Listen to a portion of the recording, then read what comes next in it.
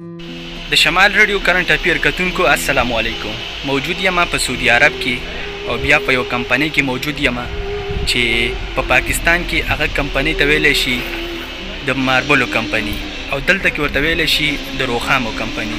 نو دلته کې زموږ سره ډېر ګڼ شمېر کاڼي موجود دي. دا ټول به درته ښایو چې د دې نومونه څه دي او دا په څه کې استعمالیږي. نو ویډیو را سره تر اخره پورې وګورئ. خوږو کتونکو تاسو ته چې دا کم کاڼی ښکاري دا تور کاڼی نو د دې نوم دی بیترا ګری او دا لګي په سیړو کې کمې پړوۍ چې وي نو په هغه کې دا لګي. او دا کاڼی چې تاسو ته کم ښکاري نو دا په دې دیوالونو کې لګي. د دې نوم دی ارزیه. کتونکو دا یو چې تاسو ته ښکاري دا سپین کاڼی که نه نو دا عماني دی، عماني کاڼی دی. دا هم په سیړو کې لګي. دا تور کاڼی چې تاسو ته کم ښکاري نو د دې نوم دی اسود مرکین. دا هم په سیړو کې لګي. اسود مرکین ایرانی. یو ارزیه کاڼی پکې دا هم دی چې دا هم په دې دیوالونو کې لګي.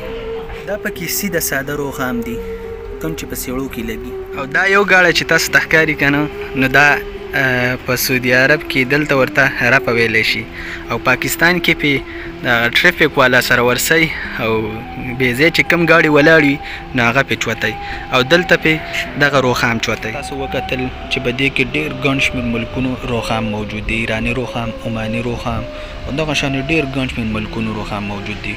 خو په غټو کمپنیانو کې پاکستانی روخام هم موجود وي او د ټولو نه ګران روخام مطلب د ټولو نه ګران ماربل چې کوم دی نو هغه د پاکستان دی. خوږو کتونکو دا یو شارټ کټ ویډیو په سعودي عرب کې د روخامو د کمپنۍ کوم چې په پاکستان کې ورته ماربل ویلی شي نو دغه شارټ کټ ویډیو وه چې تاسو وکتله. السلام.